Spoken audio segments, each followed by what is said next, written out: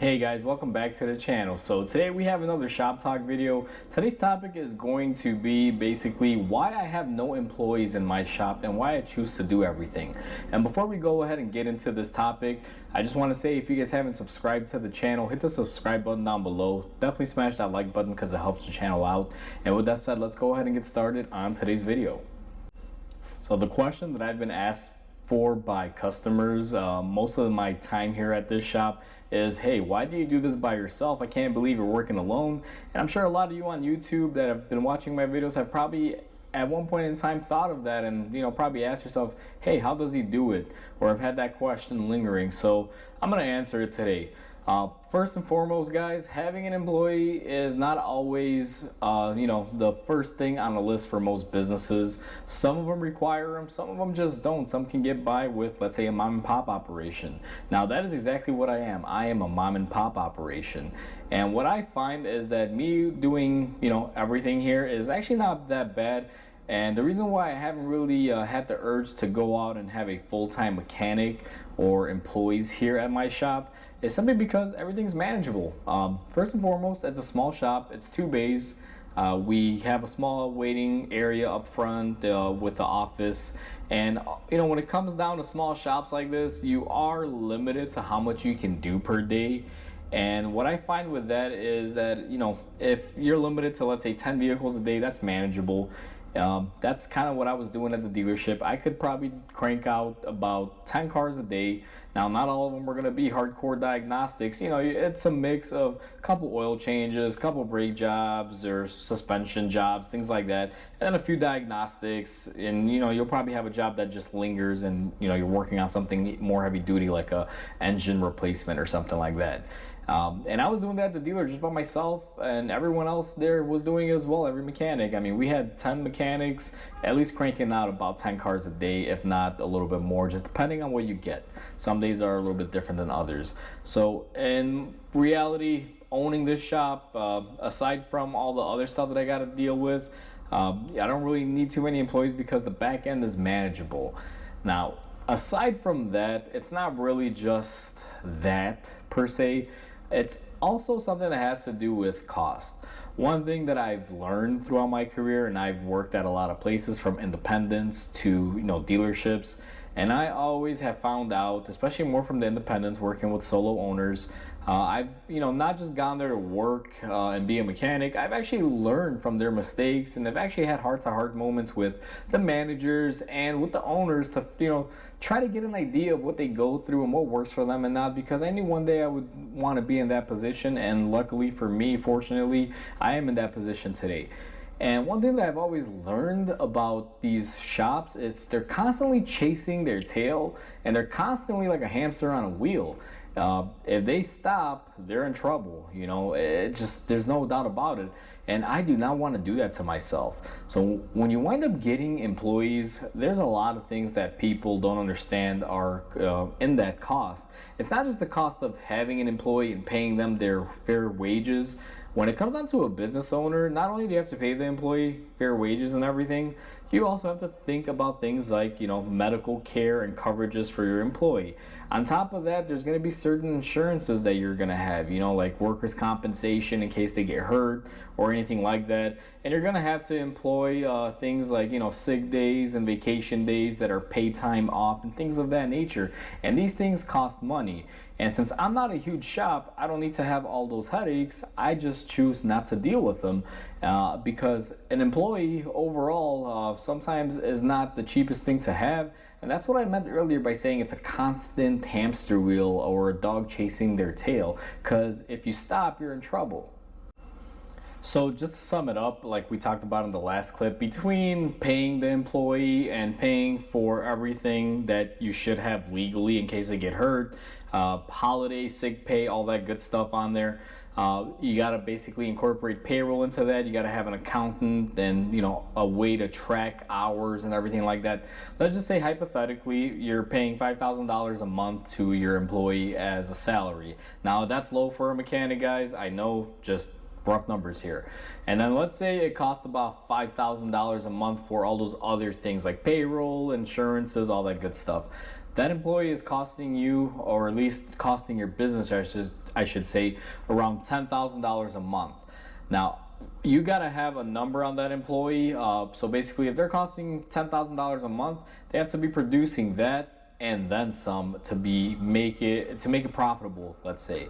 And what I find is common, at least what I figured out, is that if you have a small shop like me and you hire people and you pay for those insurances, it's gonna roughly cost you about the same to have one employee as it would to have 5 employees or 10 employees, aside from paying them their monthly wages. Because when it comes down to the insurances and things like that that you get, and workers' comp, all that good stuff, it's typically around the same price point, no matter, however many number of employees you have. Now, if you have something astronomical, obviously it'll change. But let's say you employ, let's say, 5 people. You're roughly going to be paying about the same, maybe a couple bucks more per month for 5 people. So it's not worth the while to have it for 1 or 2 employees. Realistically, I can't even have 2 employees here. Maybe I could, but I really realistically wouldn't. Max I could do is 1 mechanic, and then I continue to do what I do and do it that way, unless I completely just take a seat and hire a service advisor, salesperson for the front, and then have 2 mechanics back here and just delegate my salesperson to do all the parts ordering, stock, and all that good stuff. But I never see myself doing that, because at that point, I love doing what I do, so I just can't see that ever happening. If it ever were to happen, I get that opportunity, obviously I would probably be in a position where I might be expanding my shop to have more bays and things of that nature and doing bigger and better things, but I would still more than likely want one of those bays for myself to be working out of. I don't ever see myself completely just throwing the keys to someone and saying, here you go, run and make me money. It's just, as nice as that is, and a lot of people would like that, I love the daily grind, guys. I'm not even gonna lie, I absolutely love what I do. I love coming into work. It's amazing. It can be stressful, it can be hectic, but if you love what you do, it's never really work, if I'm saying that correctly from the old school saying. But either way, that's what it would cost, and that's why it's not really profitable for me. Now, I'm gonna say that the bigger shops that are making, let's say, hundreds of thousands per month, I mean, yeah, it's worth it for them. If they're making, let's say, $350,000 in 1 month and they got 5 employees, let's say their employees are costing them $50,000 to $100,000 a month, it's okay. They're banking, they're making money. However, on a small scale shop like mine, I mean, we're not, pulling $150,000 months here. It's just not realistic. Even if you had that amount of work to do here, realistically, I don't think you would be able to get it done, because you would need 2 shifts of employees running 24/7. It's just, it's very hard with 2 bays, because usually you can push out maybe anywhere between, let's say, 10 cars to 5 cars a day, depending on what you're getting. And when I say that, I'm talking about a mix of work, not just 10 full-scale suspension rebuilds a day. Obviously, that's absurd. It's not possible. But we're talking about, let's say, a couple oil changes, a couple diagnostics, and a couple, brakes, suspension parts, general work, things like that. I've pushed out about 10 cars a day on busy days here, and it's been a mix of work. It's never where you have a day and it's all diagnostics or all engine replacements that day. If that were the case, then probably you'd be getting about 1 car, maybe 2 cars a day out. So for that point right there, that's also another reason why, I don't really need an employee for right now. The other thing is that employees are people like me and you, and in the past I have needed help, and I have, hired buddies of mine and people to work with me for, let's say, a couple months at a time, just during the busy periods, just do some smaller things for me, so that way I'm not constantly running back and forth, because if I have to deal with 20 customers a day, I'm not going to have enough time to get all those cars done. And in those situations where I've employed people, mistakes have been made. We're all human, we're subject to it, where let's say they break something or something gets stripped out, and another day that adds more stress to me, more than it would have just been to just take the jobs on, do them all by myself, and just timely, space everything out so I can get everything done individually. Because at that point, I'm paying someone to create havoc in my life, or in my work life, I should say, and then I have to fix their oopsies or pay for their oopsies. Because if let's say I have an employee, they strip out a bolt on a brake knuckle assembly or whatever, I gotta pay for it. I'm not gonna call the customer and be like, hey, you know, $1,000 for knuckle assembly now because we stripped it. No, you gotta eat the cost. To be honest with you, that actually happened. Real life thing. Cost me $1,000 on a brake job to replace one knuckle because it got stripped out by someone that I had contracted to work for me temporarily. So after that, I just kind of learned it's better just to have, you know, everything to myself. It's a lot more manageable. So this is pretty much the end of the video, guys. Those are kind of my key points on why I don't have employees. But the most important thing at the end of the day, real reason why I don't want to have anyone here, just it's quiet, it's peaceful. There's no aggravation. You know, when you work with people, sometimes they have a bad day, they'll push that onto you and aggravate you. But it's less stress with me. I come in, I have everything timed in a manner where I have enough time to get everything done, and I make sure my customers know that, and at the end of the day it goes fairly smooth.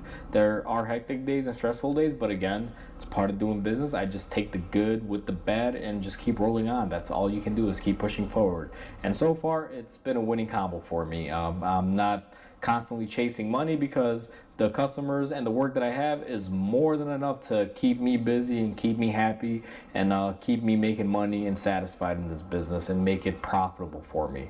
Obviously, I'll always take more and more, but as you get more work, you know, you're spending more money as well because you're going to need these finer things like we just talked about, like employees and things like that cost money. So at the end of the day, if I want to make an extra, let's say $30,000-$40,000 a month, it's going to wind up costing me, you know, let's say another $10,000, obviously a little bit more because that's not realistic.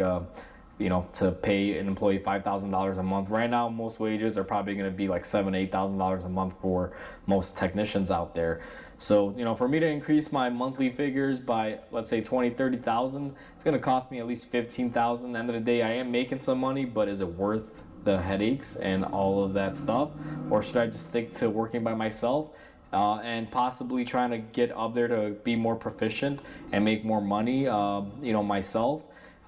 That for me seems to be more logical, just to do it, you know, more on myself. And one thing that I will say, guys, even though I don't invest in an employee, I invest in a lot of tooling to help me get the job done. So, you know, I try to buy tools that make my life easier where I don't need a second hand and things like that. But in the off chance that I do need a second hand, I always wind up calling a buddy or family, and I'm always, you know, getting stuff done that way. But that's how I'm able to stay here without employees and just be able to crank along and, you know, do work, make money, be happy. So hopefully you guys enjoyed this video. Please comment, like, and subscribe because it definitely helps the channel grow. Hope you guys have a wonderful day, and I'll catch you guys on the next video.